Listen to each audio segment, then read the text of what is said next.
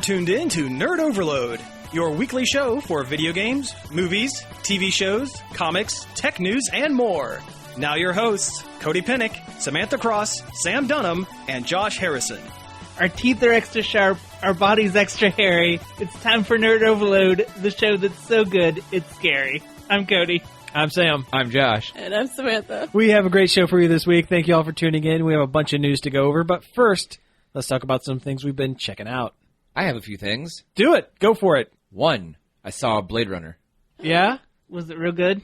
Yeah, actually, it really is. No spoilers, because I haven't even seen the first one. I know, I want to go see it so bad, but somebody hasn't yet to watch the first one. I was really afraid that it was going to be like one of those nostalgic cash grab kind of things. Yeah, that's what I was worried about. It's actually really good. It's really good. I've heard it's very good, but it feels like it's a million hours long. Oh, yeah. It's like a 2 hour and 40-something minute long movie. Yeah. It's ridiculous. It only takes you 3 days to get through it. Oh, yeah. It was ridiculous. Yeah. Especially since there's like a bit in the middle where it kind of slows down and you're just like kind of like you're like melting in your seat like, oh, I'm still enjoying the movie, but good Lord. Yeah. I'm enjoying this movie, but you're not making it easy. Do you want me to make you feel kind of bad about that movie? I learned about this earlier this morning before you showed up. We all showed up to record. Jared Leto's part originally was supposed to go to David Bowie. Oh. Would it have worked better? Yeah. But also probably because I hate Jared Leto. Yeah. And it's David Bowie, so yes. So, yes. Yeah. Here's a scary thought. One of these days, they're either going to remake or do a sequel to Labyrinth. Yeah, it's in the works. Like, seriously, it's in the works right now. Yeah. It's going to happen. There's no one who can play Jareth like Bowie did. Oh, are you sure? Are you sure it's not? They're going to get Johnny Depp up in there. Depp? I was just going to say Johnny Depp. That is like a living nightmare. I will not see that movie. Oh, no. Yeah. No, I'll see that out of because I hate myself. and I love bad things. I'll pirate it. I won't give them my money. As punishment for your sins. Dominos no requiem. Can you imagine Johnny Depp dancing the magic dance? All I can see is him dressed like Jareth and doing the Captain Jack walk around the labyrinth. With a comically oversized codpiece. Yeah. Savvy. Sarah, have you seen my goblins? Where is the babe gone? I wish we were a video show because your hand motions that went with that were very good. Who's the babe with the power? Yar, what power, Captain Jack? It's easy to find my way through the labyrinth because I have this compass that points wherever I want to go. Oh, right. I'm gonna burn that movie to the ground. I wish they would make pirate movies that weren't based on that franchise. Yeah, that'd be nice. Because pirates are cool. I mean, there was that show on Stars, Black Sails. Yeah. It's actually kind of decent. You know, I would be okay with it being branded Pirates of the Caribbean without Johnny Depp. Yeah. Just like another pirate. Make it like, what was it, Halloween 3, where it had nothing to do with Michael Myers. It was the Silver Shamrock Mask Company that were making those evil masks. It had nothing to do with Michael Myers at all. Because they were going to try to turn it into like an overarching like franchise instead of just Michael Myers the movie. Yeah. Yeah. Do that. Of course, now they are doing another Halloween movie. Yeah. With Jamie Lee Curtis. Yeah. Sure. And that actually looks kind of cool. I have a soft spot in my heart for Jamie Lee Curtis. Oh, yeah, definitely. Yeah. Yeah, she's great. She's great. Awesome. I grew up on a lot of her stuff. She's very cool. And she's into fighting games. And dressing up in cosplay. And dressing up. Fighting game conventions. Yes. So, yes. But anyway, Blade Runner is good. Like, the music's right. The visuals are right. Mm-hmm. Honestly, it was completely banking on the visuals for me. Like, even if the movie wasn't good, just to sit there and, like, take in that aesthetic for 3 hours would have been okay with me. Yeah. Yeah. There are some references to the first movie, but they don't like hit you over the head with them. Like That's good. They make sense. That's good. Do they settle the thing where Deckard is either a human or Ridley Scott is a terrible director? I heard they don't. They really don't. They really don't. Okay. Does it lean one way or the other heavily? No. It's very ambiguous. Yeah. As it should be. No, it should be very cut and dry. Deckard is a human. Well, that's how it's supposed to be. The author of the book says one thing, and then Ridley Scott says Ridley another. Scott's a crazy person who decided to put scenes from Legend into future cuts of Blade Runner. You know that's what that was, right? All those unicorn shots? Those were unused edits from Legend. You know, the one where Tim Curry was the devil. I've not seen that cut of the movie. Yeah, any of the it was the director's cut and the final cut where Deckard keeps having dream sequences where he sees a unicorn running around. And like the one other Blade Runner cop makes a little origami unicorn. Well, he does that in the movies anyway, in all the cuts anyway. But that was just a throwaway thing that Edward James almost was doing throughout the movie. And it was the last one was supposed to signify, hey, cops are coming for you. You and what's her name? Rachel need to get out. It wasn't supposed to be like, I know you're a robot because this unicorn is an implanted memory. Anyway, it's a very good movie. It's a very good movie. I recommend everyone to see it. Good. I just realized I've only seen the theatrical cut. Oh, so you don't know any of that stuff I was talking about. I've seen the director's cut. I haven't seen the final cut. I like how the director's cut and the final cut remove the terrible voiceover from Harrison Ford at the beginning. Oh, yeah. Yeah. You know, that was added in at the last minute that was a studio thing, and Harrison Ford purposely recorded it bad, was hungover and recorded it bad because he wanted to make sure it didn't get used, and they used it anyway. Yeah. Yeah. Let's see here. What else Go for it. What else have I done? Yeah. I got kind of Halloween-y. Yeah. A little bit. And careful, this is a family-friendly show on the radio. I watched the new Mummy movie. Oh. With Tom Cruise. How was that? Yes, tell me all about it. Okay. Did he wear a fake butt? What? Yeah, that's a thing. Yeah. You didn't see that? No. Mm-hmm. What movie was that? Was it? What movie was that? The Live, Die, Repeat, or whatever it was called. The other, it was. Oh, what was that movie actually called? Or no, it was. Live, Die, Repeat was its original title. No.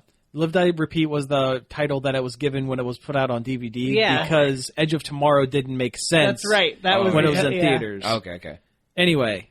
But someone was like watching it, and they like paused at a certain point, and like his butt is huge. Like it looks like he's wearing a big fake butt. Yeah. Oh, sure. Yeah. You have to look it up afterwards. Mm-hmm. That's a thing. I don't know. It's kind of hard to tell you because the movie is so dark 90% of the time. It's really hard to see what's going on. Mm. Wow. Huh. Like, I'm just sitting there and I'm like, outside the flashbacks to ancient Egypt, the movie is dark. Yeah. It needs one of those things that video games have at the beginning where they're like, adjust the slider. Yeah, so the box on the left is barely visible. Yeah, there you barely go. visible. Yeah. Yeah. I mean, it's not as terrible as I thought it was going to be. I watched it. I was like, I don't feel bad for watching it. Because and this is the movie this is the Iron Man to their dark universe, cinematic universe. Maybe not because they canceled the Bride of Frankenstein movie. Oh, I didn't hear they canceled it. I heard they kind of paused it. They canceled it. boo. But it's so weird, this movie. Yeah. I heard there are a lot of things that it barely takes place in Egypt specifically to try to, because when they dub it into like Chinese for the Asian market, they can easily say, well, this is Chinese spirits made him a mummy, because it's like it takes place partially in like England and partially in like Afghanistan, Iraq, Iraq, but with very few exceptions, it doesn't take place really in Egypt. No, the mummy sarcophagus doesn't really look Egyptian at all. Yeah, I mean they say it's Egyptian, and the beginning of the movie does take place. It's not Spanish. I'm Egyptian. I will never not work in a Highlander reference, you guys. Come on, you know me better than this. But there can only be one. Anyway, that's it. That's my one for the show. Done. I'm done for the show. Yeah. But I mean, the whole beginning part of the movie is almost like a creepy horror movie. Well, the Mummy. No. I mean, like the way they did her, like, early awakened stages. It almost reminded me of something out of, like, Mama or, like, The Exorcist. And, like, her mummy zombie minion she raised. Like, anybody she kills, she can raise as a zombie monster. Mm-hmm.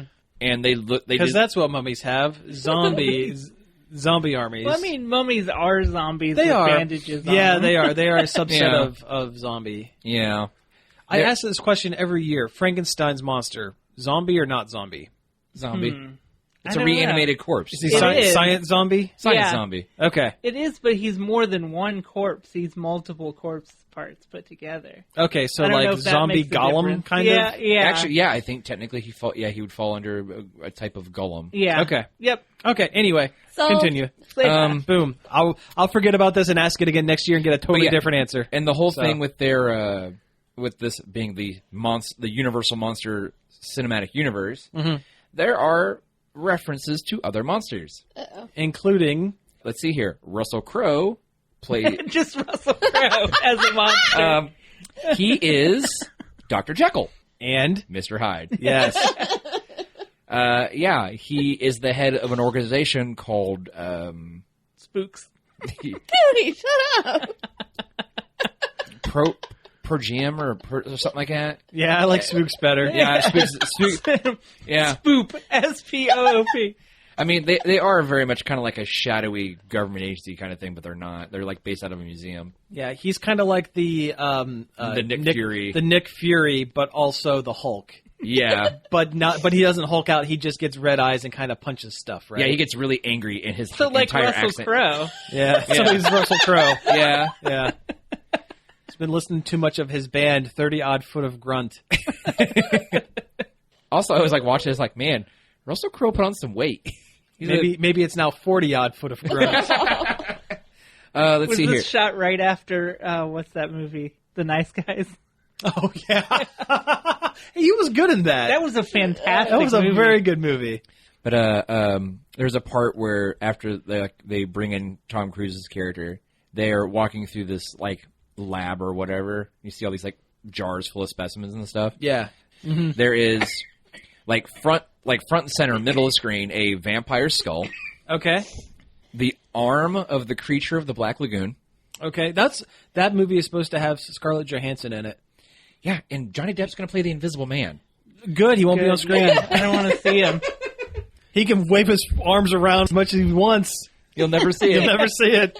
I hope Scarlett Johansson is the monster. That would be really cool. I mean, they are kind of like turning a lot of the things on their head for this, because like, we had a female mummy, and the fact they were going to go with, the Bride of Frankenstein. But they were also going to have Frankenstein's monster, too. But no, they didn't. The reason for that is they didn't want to call it a straight-up Frankenstein movie because they had two male-driven Frankenstein movies that really didn't work right after each other. Yeah. Victor Frankenstein. And I, Frankenstein. Yeah. Yeah, that's all studio. Of course. They were 2 strikes into a 3-strike Frankenstein. Yeah. Of course, Dracula Untold was supposed to be the first movie in this. It was supposed to be. But it bombed so bad, they're like, no, let's try this one again. They're really committed to this. Yeah. There's even a big logo at the beginning of the movie that says, after the Universal thing, it says, Dark Universe. And I'm like, ugh. We're trying so hard, guys. Let's see here. Oh, there is a reference to the Brendan Fraser mummy movie. Good. That's a good mummy movie. Yeah. For like 2 seconds. Fine. Is it Brendan Fraser? No. He needs work. The female lead, she's being chased by this guy through the museum. She grabs this book and beans some dude in the head, and it's the big golden book of the dead. Oh, nice. Okay, that's cool. God, those mummy movies were good. They were. Well, the first two. The first two, at least. And then we start getting into, like, the Scorpion King and Tomb of the Dragon Emperor with Jet Li. I don't remember liking the Scorpion King, but I don't know. I was probably 14 when it came out. And The Rock was in it. Yeah. So. Yeah. I just kind of holded the first one, because that first one's great. The first one is very, very good. The second one's pretty good, but there's too much of Brendan Fraser making out with, what's her name the whole time? Oh. Rachel Weisz? Yeah, just constantly. Yeah. Well, like they're married in that movie. Yeah, but it's like we get the point. You're married. I mean, if you were given the opportunity. Yeah. Come on. There is a part in the movie where you see like a sandstorm and it has like a face in it. Okay, cool. I don't know. I mean, it was an all right kind of movie. Tom Cruise was just kind of weird in it. Well. I know, he's Tom Cruise. I was talking to you about Tom Cruise. Why can't he do like a movie where he's just like some guy? This next one that he's doing, he is kind of some guy in a weird situation. Yeah, but he's doing all kinds of action movie stuff still. Like, well, yeah. Can he do a movie where he's not hanging on the outside of an airplane? Yeah, that's never going to happen. the closest thing is you're going to get normal guy thrown into weird situation, and that's because in this one he's a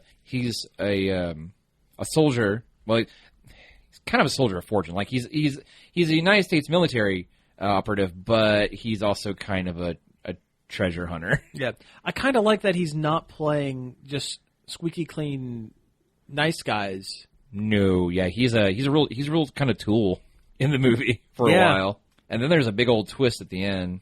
Yeah. There's been a lot of fan theories about what's going on with that. I don't know if you guys want me to spoil it or Do not. it. Who cares? It's the mummy. Okay, with the whole thing with the movie is the mummy lady wants to basically bring ancient Egypt ultimate evil into physical form, and she has to do this ritual with this dagger and stab her chosen. And in ancient Egypt, soldiers killed her last chosen, and so she made Tom Cruise her chosen. And basically, he was going to bring the Egyptian gods Set into physical being. So, female lead gets killed by the mummy near the end of this climax, and he's sitting there, and she's like, you could have the power over life and death, and blah blah blah. And he kind of looks at her, looks at her body laying on the ground, and instead of letting the mummy do the ritual on him, he stabs himself with this dagger. And kind of takes the power like voluntarily. So he becomes the mummy, or he becomes Set. Sort of. He gains mummy powers. Yeah, he becomes an immortal. He's like a living god being. He has the powers of the mummy. But he also has like sharp teeth and like his eyes get weird. There's a fan theory out there that he is going to be a modern interpretation of Van Helsing the Monster Hunter. Huh. Yeah. Okay. Well, no, he's got to get his mummy powers so he can join up with Frankenstein's monster and fight the Chitauri. Pretty much. In the third movie. Yeah, pretty much. It feels like that's what they're doing, is because Russell Crowe's character makes Dr. Jekyll makes a reference to it takes a monster to fight monsters. So what classic Universal monster would all of the monsters need to fight? Yeah, what's the big bad in that situation? The theory is Dracula would be the big bad. Yeah. But if his skull is there... Not necessarily like it's Dracula's skull. One of the Belmonts gets the skull and combines it with the rib bone and the toenail. Yeah.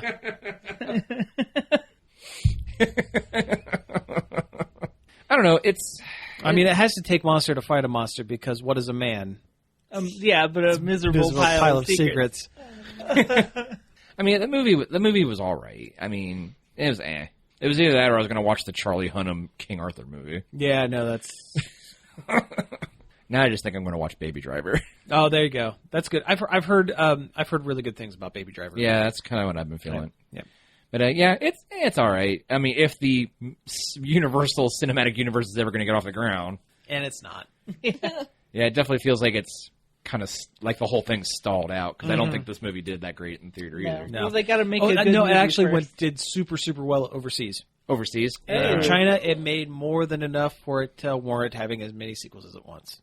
Because it's a giant cash grab. That's all it is. Oh, yeah. And I don't like Red Letter Media all that much, but their Half in the Bag episode on The Mummy goes into very, very extreme detail about how it's like these movies are just kind of a scam in order for Universal to keep their monster rights. Just to make a bunch of money overseas, because the overseas market will eat up any kind of action movie with like one major star that they can, no matter what the plot is, because they can slap whatever kind of subtitles on it that they want, just make it boring and bland enough, and they can make the movie whatever they want it to be over there. For each different world market. Pretty much. I can go ahead and do my check it outs real quick because I have nothing really to add to them. I had a bunch of time this week. Had a couple of nights where I had to stay up super late. Had every intention of watching a bunch of really cool new stuff for the show. And what did I watch? The Matrix and the Spawn movie. Like you do. Like you do. The Matrix, I watched it to see if it held up, and more or less it does. A lot. Some of the effects are starting to look pretty dated. Oh, yeah. And the whole edgelordiness of the plot seems to be really not quite. It's not quite there. I guess I don't know. Maybe I'm past the point in my life where black leather is a draw. Trench coats, black leather, everything must be black.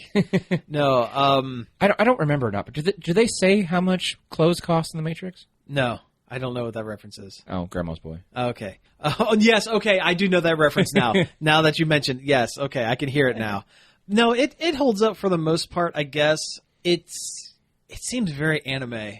Well. Yeah, it really gets there in the third movie. Yeah, and it's really based on. It really kind of is, and, like Ghost in the Shell, and I guess it was. I guess that it was such a big hit at the time. One, because of the visual effects, and two, because that whole aesthetic and kind of plot kind of style, I guess, was not as widespread as it is today. Like if they made the Matrix today with modern effects, it probably wouldn't have done as well as it did at the time. It was it was revolutionary at the time. At the time. Movies were making references to it like crazy. Mm-hmm. And the other one I watched was Spawn. Spawn's not good. Don't watch Spawn. No, Spawn's not good. Don't watch Spawn. Spawn was bad. Right on the back of the bad. box. The only good part of that movie, and I hate saying it, was John Leguizamo's Violator. No, character. it wasn't. That was terrible. He did a very bad job. It's been a long time since I watched it. I've never watched it. Michael Jai White actually did a really good job as Al Simmons, as Spawn. Yeah. He's probably the only one. Well, because he's great. Because he's great in everything. Yeah. Did you see, for the new Spawn movie, Keith David's going to voice Spawn? That's great. I think that's a really good fit. Yeah. Well, he was the voice of Spawn in the HBO animated. Animated, yeah. Larry David. Yeah. But if you want to talk about bad CGI effects, it was even bad for the time. It was terrible at the time. It's even worse now. The cape. The main devil his mouth doesn't move. Like the demon, like the devil is like talking like, I'm going so he to looks do like this a Power Ranger monster. This is great radio, but I'm just like waving my arms about with my mouth ajar and like words just kind of come out of it.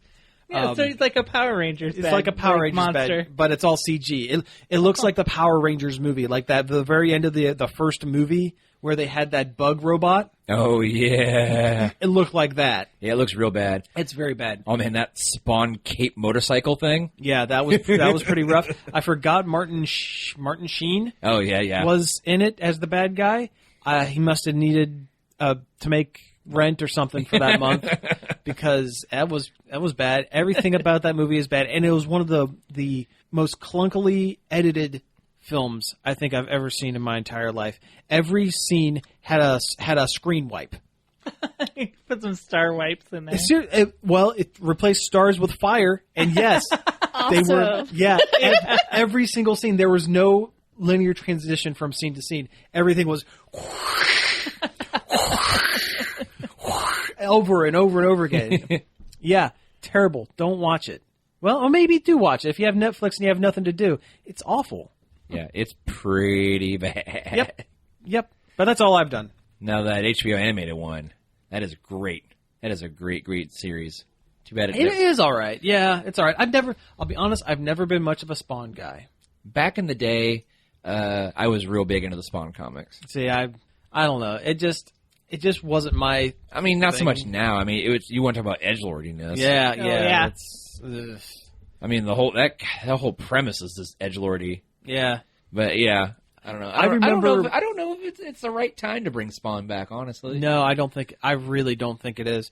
I'll be honest. I remember Spawn more as an action figure line than I do as a comic or a movie. All those Todd McFarlane action figures. Oh man, yeah. The fact that like the Spawn logo is like Todd McFarlane's logo. Yeah, that's it. I always get the McFarlane Toys stuff from that, and the American McGee, like those really American McGee Alice, those freaky, weird looking. Yeah. Oh man, they're talking about making another one. Another Alice game? Yeah, really. I haven't played any of them. I probably should play them. I own them. They're all right. Yeah. The first one's really hard to play. Yeah. What did American McGee do that like he gets to put his name on video games?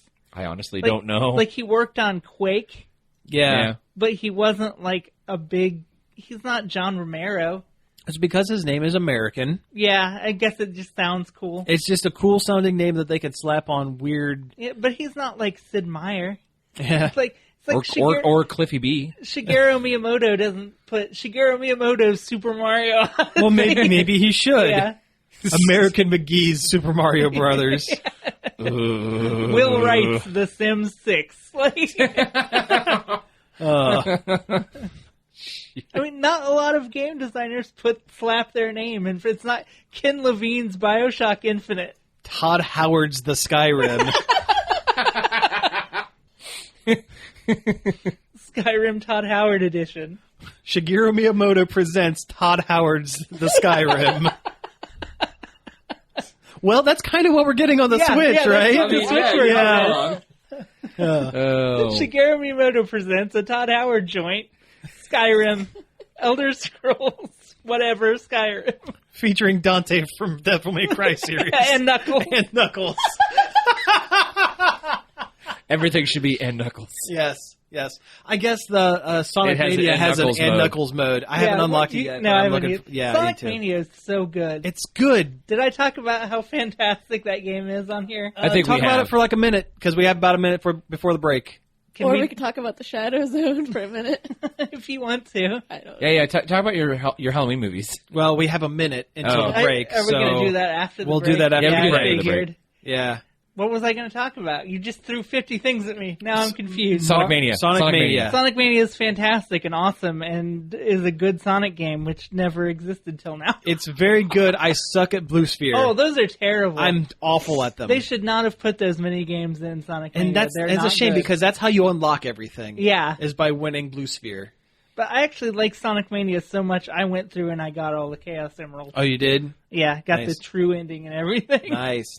I've heard that the true ending ties into Sonic Forces. It very possibly does. Yeah. I like how the one boss fight was Robotnik's Mean Bean Machine. Yeah. Yeah, that was a good one. That was so great. It was such a surprise. Good. Yeah. All right, well, hey, let's go ahead and take a break here. When we get back, we'll talk about your guys' Halloween movie Spooktacular, and then we'll get into a little bit of news. Hey, we're back. That was the Monster Mash because that's seasonally appropriate. Yeah, I know. It's been a while since we've heard that one. Yeah. Yeah. It's Boris Pickett who sang that, I think. Thanks, because I completely forgot. Totally forgot, but that's okay. I got it. I mean, it's not like we play it all the time. All the time. No, not at all. So, I guess we have to do our horror movie Spooktacular update. Yeah, let's do it. Let's get into it. We did another week's worth of horror movies every day. Yeah. Spook date. Are you pulling up the list? Yes. Okay. That's why I'm looking at my phone. I'm not rude. What do we got first on the list? Well, let's start with Street Trash. Oh, that's a good one. Yeah. It was it's definitely gross. A movie. It was definitely. Mm-hmm. I think its title is appropriate. That's some body horror stuff, isn't it? Yeah. A lot of melting. The melting people. And the melting was fantastic and cool. Was that Frank Henenlotter, the guy who did Basket Case? I don't know. Oh my! I'm going to look it up while you talk about it. But it was about homeless people. This liquor store owner finds an old container full of Venom malt liquor that makes people melt when they drink it. Like, literally melt. Literally, and very colorfully melt. Mm-hmm. It kind of keeps it from looking too gross because it's so colorful. Yeah, I was totally off. It's J. Michael Murrow who did that one, who directed it. Does he have something against homeless people? Is that why he's doing it? It's kind of a commentary on Vietnam. Yeah. It sounds ridiculous, but it really is. And the way we treat homeless people, but it's kind of muddled between ridiculousness and sexism. Yeah. Like women literally being used as props. And... all the females in this movie are just a prop for the. It's not great. It's not great. No, but it's also from I don't know the early '80s. Yeah. And a whole lot of rape. So just fair warning. Yeah. That's not great. Into that. Yeah. It's not a fun movie to watch, but the melting is fun. It's worth watching once for the effects and kind of just the body horror kind of thing if you're into that sort of thing. Yeah, the effects and the body horror stuff is very cool. I watched it once, and once is enough. Yeah. Yeah. Like the main bad guy is this like Vietnam vet who's completely nuts and has a knife made out of a human femur. Yeah. Yep. That's right. I mean, yeah, it's just all right. Give it a watch if you're into gross people melting. Yeah. Yeah. Or just find a supercut of just the melts. Yeah, you can probably do that. Probably get away with that, sure. It's weird because it does feel like it's really trying to say something about melting people. But it kind of gets lost in there somewhere. Yeah. In the like they're trying to do their best trauma on top of it trying to say something. I don't know. Probably, yeah. We watched Stuart Gordon's Castle Freak. Ooh, okay. Which was pretty good. I mean, it's got Barbara Crampton and Jeffrey Combs. I was going to say, they're both great. And Stuart Gordon's a great director. Reanimator's one of my favorite movies. Yeah. This was just all right. Have you seen From Beyond? No, that's on the list, though. We gotta watch that. That one's weird. Just fair warning, that one is weird. It was the one he did directly after Reanimator, and it's the effects go way up, and the coherence and kind of the respectability goes down. Yeah. Castle Freak is Jeffrey Combs and Barbara Crampton and their blind daughter inherit a castle that has a freak in it. Yeah. Just a normal castle freak. Yeah. And wasn't that partially based on a Lovecraft? Probably. Yeah. Most of the Stuart Gordon movies are. Yeah, it was no Reanimator. It was no Dagon. Yeah. But it was all right. I mean, the monster was pretty creepy. Super horny. Yeah, he was very horny. Well, yeah. Yeah. That was like his entire motivation, which was unfortunate. But no, if that's a problem for you, you're not gonna like From Beyond. You're really not gonna like From Beyond. But like his whole motivation because he sees the Jeffrey Combs' husband character get real drunk because he's got an alcohol problem and bring home a lady of the night and sees that happen. And then I guess that's what he wants to do for the rest of the movie. But yeah, it's all right. Yeah, I don't know if I would super recommend it. Yeah. I mean, if you're into Stuart Gordon movies, you could do better. Yeah, you could definitely do better. It's nothing special, but it's not horrible either. And I'm going from like bottom of the barrel to the top. Okay. Next on the list, we've got House of a Thousand Corpses. Yeah. Which I liked it. It just is like I don't know. I think it was obvious he was trying to figure out film. Yeah, it's Rob Zombie's first movie, and you can definitely tell. A lot of times it looks more like a music video than it does an actual movie. Sure. I mean, You'll have the one that. who brings the Christmas candy. The characters are all fantastic. Like, I love the Firefly family. They're all entertaining, creepy, psycho murderers. It has Chris Hardwick in it. Of course it does. Oh, God, I forgot he was in that. Oh, yeah. We're just like, Chris Hardwick and Rainn Wilson. Well, Chris Hardwick shows up in almost all of Rob Zombie's movies. Really? Yeah. Was it the second? It's either the second or third one he did. It was it was the one where what was the Rob Zombie he redid? What was it? Halloween. Yeah. And there was it was either Halloween or Halloween 2 that he did, and there was like a interview, like a Maury style show. It was Chris Hardwick hosting the show, and the special guests were Weird Al Yankovic and the Doctor what's his name? Oh, okay. Played by Malcolm McDowell. Yeah. Yeah. It probably would have had to been the first one, because I think... Yeah. Yeah. But House of a Thousand Corpses is very visually interesting, too, but the plot doesn't really hold up to the whole thing. Well, yeah. Yeah. But, I mean, it's worth watching just to see it. Yeah, but then you got, like, The Devil's Rejects, which is a direct sequel, and then you got Salem's Lot, and... I love The Devil's Rejects. I mean, it's been a long time since I've seen it. I was, like, fresh out of high school when it came out. I saw it in the theater. But if I remember right, it is leaps and bounds above House of a Thousand Corpses. And, of course, you know Rob Zombie has to put his wife in everything. Yeah. Oh, sure, yeah. Well, his wife is great, though. Yeah. Baby's fantastic. She's very Harley Quinn, kind of. Kind of, yeah. I guess like a Tara Strong Harley Quinn. Yeah. House on Haunted Hill. Okay. The next one on the list, which... The original one? The original Vincent Price, black and white. Because cool. They had the option of the black and white, or we could have looked up the colorized one. But no. It's a really good murder mystery with horror elements. It's not really... I wouldn't really say it's a horror movie. It's like Agatha Christie's And Then There Were None mixed with a Scooby-Doo episode. Yeah. Yeah. But it's still fantastic. It's a great movie. Vincent Price is great. He's always great. Yeah, he's the best. He elevates anything he's in. Yeah. And it has a skeleton, like a skeleton puppet walking around. That's my favorite character. Yeah. It's a great movie. Like, watch it. Just don't expect it to be like, be scared, but you have a good time and it's a good mystery. Yeah. And we have another. I should have did this one before House on Haunted Hill if I was doing it in order of quality. Okay, it doesn't matter. The Conjuring, which is apparently part of the Annabelle extended universe. It was the first one in the Annabelle series. Yeah. Really? We were Okay. so confused. Because it starts exactly the same as Annabelle. Like, we're like, what the heck scene is in going Annabelle, on? It's the same exact scene. We're like, is this Annabelle? What? What? Wow, really? It's the movie. It's the movie that started the whole Annabelle thing. Yeah. Yeah, there's geez. apparently like an Annabelle cinematic universe, and this is its Iron Man. Oh my gosh. I mean, Annabelle is in it like quite a few times, I know, we're just but she's not the focus of the movie. But she's there. She has more than a cameo. Wow. like, I'm back.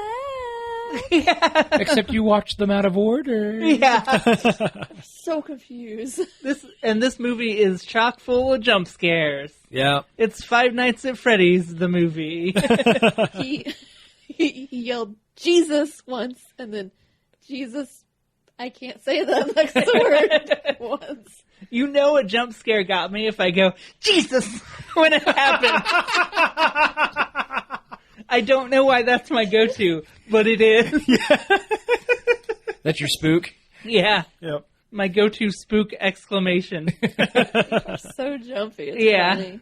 Well, even when it's worse when I can see him coming, Yeah. and I'm like, oh no, it's gonna do it, and it does. But it was a lot of jump scares, a lot of jump scares. A lot of jump scares. Otherwise, it was just about as good as... It was pretty scary. Yeah, it was better than Annabelle by a long shot. Okay. But it was just your basic demon possession story, exorcist knockoff, kind of. Yeah. Kind of based off a true-ish story, if you believe anything that the Warrens say. Yeah. Yeah. That was the whole reason I didn't watch the movie, because I can't stand the Warrens. Yeah. And I always hated like those like ghost shows that would always bring them on as like a medium and stuff. And I'm like, oh yeah, and there's a little bit of it that is like Ghost Adventures 1971. Yeah. Like it kind of goes into like a first person like a ghost show on Travel Channel Right. in the middle of it. Yeah. But it wasn't a bad movie by any stretch of the imagination. I would recommend it. Yeah, it was a perfectly serviceable spooky horror movie that will give you the jump scares. talking about... Oh, sorry. If that's what you're looking for. Yeah. Speaking of 1970s spookums, it just kind of reminded me, my favorite Paranormal Activity is the third one, where it's like the girls are younger. Is that the one where there's a bunch of cult members running around at the end? Uh-huh. Yeah, that one's pretty good. It's like my favorite one in the whole series, in the whole lot. Though I don't think I've seen the newest one. No, it looks like it really fell off after that one. Because I think the last one is called like Paranormal Activity: The Ghost Dimension. Yeah. I haven't seen that one. I didn't want to. Wasn't there a Ghostbusters show based on the ghost dimension. Probably. Isn't that Extreme Ghostbusters? Yeah. Where they went to the ghost dimension? Oh, no. Yeah. Yeah.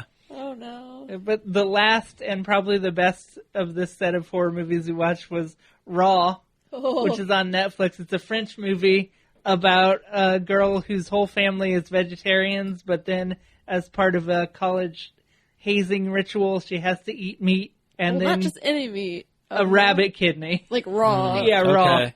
And after that, she has an insatiable craving for meat, including people meat. Ah, okay. That sounds really interesting. That actually sounds really good. It was really, really good. Oh, yeah. Really gross. Yeah, it's one of the few movies I actually had to not look at it. Like, I have a pretty strong stomach. I don't watch a lot of gore and stuff. I mean, we watched Street Trash.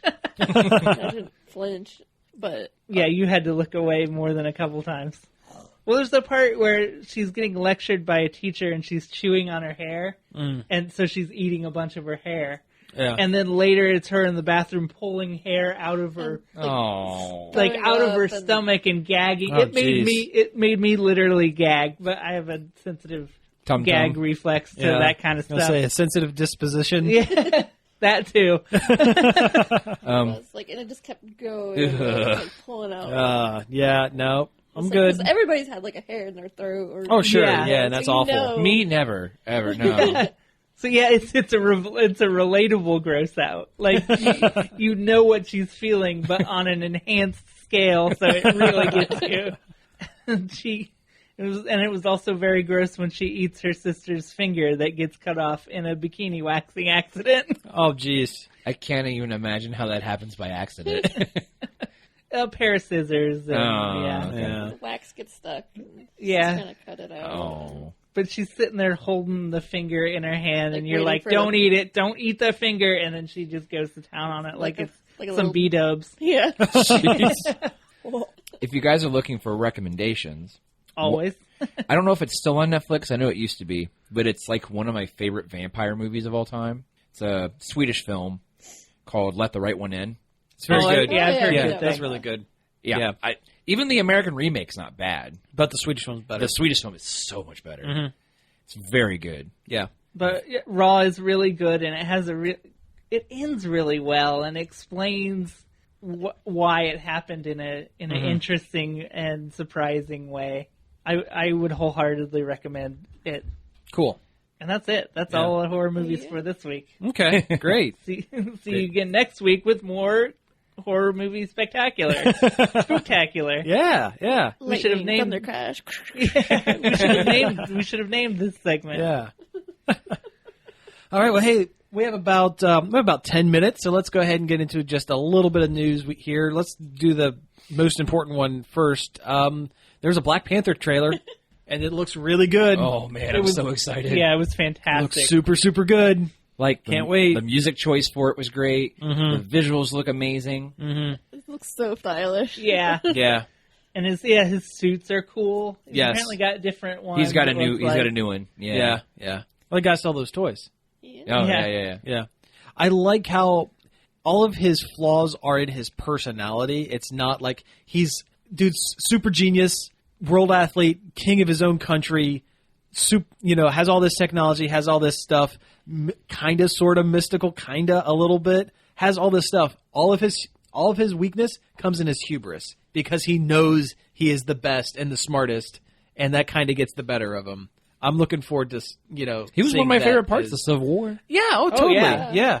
Civil War had just enough of him to introduce the character and set the ground rules for his personality and his character. Get you intrigued without spoiling his own solo film. Yeah. They did it right. I mean, they did the same thing for Spider-Man, too. Yeah. But he was a much greater extent to that movie. Yeah, well, that and everybody knows. There's no mystery about Spider-Man. Like, Everybody you know knows what you're Spider-Man. getting. Yeah. No, hardly anybody knew Black Panther, but now they do. Yeah, well, they're going to. Yeah. And then Killmonger's suit. Was that a great name. Golden Leopard or whatever what he is. Yeah. And so the fact that Claw actually has a laser gun arm or Sonic Blaster arm or whatever. Yeah. Yeah. If you remember, he lost his arm. I know. In Age of Ultron. Yeah. Yeah. Got it all ripped off there. I'm just excited. Yeah, Yeah. it's gonna be great. Looking forward to it.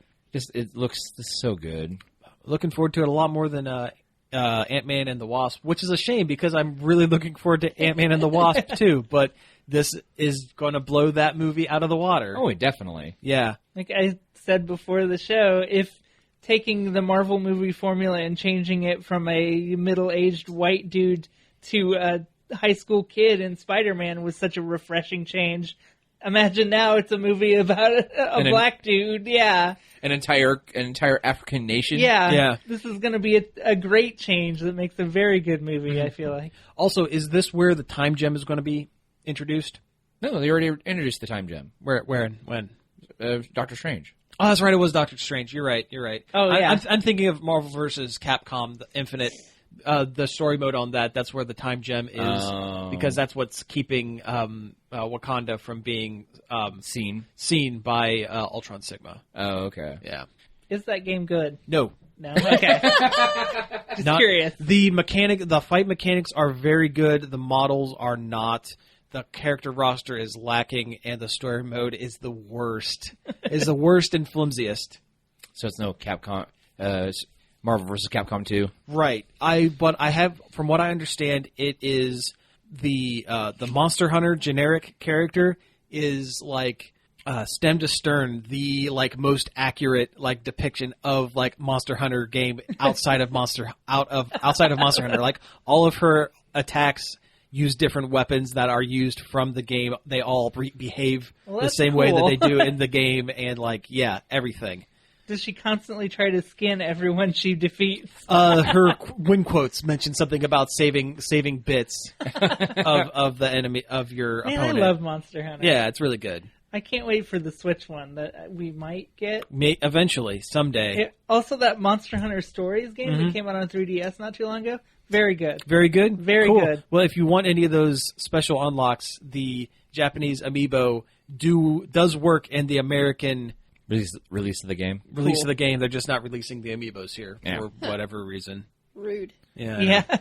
But it's very much Pokemon, but you're also a character that can fight. Yeah, that's cool. Hey, speaking of Pokemon, this doesn't need going into at all, but there was a Detective Pikachu movie that we talked about years. It had to have been over a year ago that they were doing. It was during Pokemon Go hysteria. Yeah, and we were kind of talking about who might voice the American dub of Detective Pikachu, the titular Detective Pikachu, because he's the only Pikachu that can talk. Yeah, it can speak English and solves crimes. Wears a Deerstalker hat, and that's pretty cool. I guess Dwayne "The Rock" Johnson is in the talks to be the voice of Pikachu.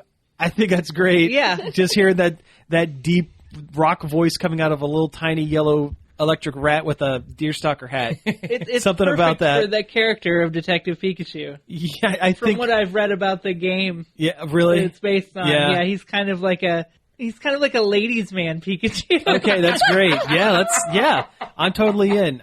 He's a hard-boiled detective ladies' man Pikachu, so it works with The Rock, I think. That's actually really cool. I wish it was Danny DeVito, like that clip on YouTube where they stuck Always Sunny quotes.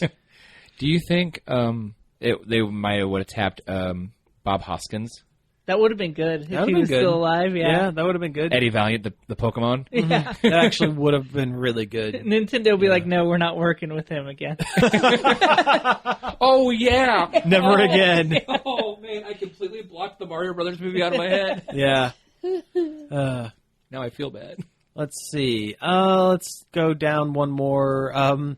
Everyone's favorite comic artist, Jim Davis, is doing a short comic in Squirrel Girl, where he gets to draw Galactus and the Silver Surfer. As basically Garfield and John. Basically, yeah. Galactus, he hates Mondays and loves lasagna-flavored planets. I've seen they've uploaded the first page of it. It's pretty funny. It is pretty funny, yeah. And that Jim Davis art style applied to Galactus and the Silver Surfer. It kind of works. It's funny on its own. Yeah, it kind of works. It's interesting because I think this is the first time Jim Davis has done any comic work that is outside of his own creation. Yeah, or outside of the newspaper. Yeah. So that's really cool. Although the question is it actually Jim Davis that's doing this, or is it part of his art studio stable where... Yeah. Pets, what is it, like Pets Incorporated? Pets Incorporated, where he has like 5 or 6 different ghost artists and ghost writers that do his strips for him. Actually, believe it or not, Scott Kurtz does the same thing with PvP because he's a huge Jim Davis guy and he's kind of modeled his career webcomic after it. And I don't know how I feel about that. Be honest. Yeah. But that's not the news article here. That we're talking about Jim Davis. Jim Davis does seem like he has a fantastic sense of humor. He does. I feel he's in on like the quality of Garfield. Like, he's in on the joke. He knows. Yeah, it's a big joke. He knows it. Yeah, and he was a big fan of Garfield minus Garfield when that was a big thing. Yeah, which I loved. I thought that was amazing. And he seems to be kind of in on it, and that's good. So yeah. There's a lot of garbage newspaper comics people, and Jim Davis is not one of them. Right? Yeah, yeah. If we want to talk about garbage newspapers, let's talk about Funky Winkerbean and its cousin Crankshaft. Is Crankshaft like a self-insert for the guy that does those? Is a self-insert for the curmudgeony old man like persona of the main guy. Yeah, no, Funky Winkerbean was the Mary Sue character of the main artist. The whole lifespan of that comic is so weird. Didn't you meet the guy at a con and he was? Oh, I didn't meet him. I walked past his booth about 5 times, and he just looked so sad. He's from Ohio, so he's from around here. He stopped going to Mid-Ohio cons because no one would come to his table. He was always sad, and all of his comic strips made everyone feel bad. I don't think anyone under 70 has any interest in Funky Winkerbean. I remember when I used to live at my grandparents', I found a book of Funky Winkerbean comics. Now here's the thing: it used to be a comedy strip. It was a high school comedy strip that took a couple of age gaps. Like it would jump forward in time a few decades or whatever every now and again. And he also actually had, I can't think of the artist's name off the top of my head. I don't know why. I used to know it. He had a third strip that was like a almost like a sitcom style kind of thing at a newspaper. I think it was a newspaper, either a newspaper or a television station. And it was, comedy, whatever, joke, until, like, the main writer or, like, the TV anchor was brutally murdered in his last strip. And then in Funky Winkerbean, the kids had to solve the murder of the guy from the other strip. Sounds like Riverdale. Yeah, kinda. Yeah, that's actually a really apt comparison. Funky Winkerbean took a Riverdale-esque turn. Yeah. I secretly love newspaper comics. Oh, they're kind of great. Yeah. Yeah. That was one thing I wanted to do for the longest time was be a newspaper comic cartoonist. Really? That's excellent. Yeah. That's really cool. Yeah, I kind of did too. When I was my senior project was actually about the topic I chose was drawing comics, and part of it was we had to interview somebody in that field, and I interviewed a newspaper comic artist out of Bucyrus. Oh, really? Oh, wow. Do you remember the guy's name off the head? Do you remember the comic? Yeah. No. Oh. But he was a big Charles Schultz fan. Like he just about everyone. He knew Charles Schultz. Nice. Yeah. That's really cool. That's very cool. Let's see. We have actually we're pretty much out of time. So let's go ahead and wrap things up. You've been listening to Nerd Overload. Thank you very much for tuning in. You can find us each and every day over at nerdoverload.com. You can also follow us on our spoopiness all month on all social medias of Facebook, Twitter, Twitch, under Nerd Overload Now. And if you want to follow our YouTube channel, that's unfortunately not Nerd Overload Now. It's Nerd Overload TV. We're getting there. Please subscribe to our YouTube channel so we can change its name. Yes, please. You can email us at staff@nerdoverload.com. That's right. We're also on iTunes and Stitcher, so check us out over there if you'd like. And, tell your friends. Tell your friends about the show. Yeah, please. Yeah. We don't advertise the show. It's the best way to get new people to listen to the show. also tell your friends about the cool nerd podcast. Yeah, definitely. So again, thank you all for listening, and until next week, we'll see you then. Peace out.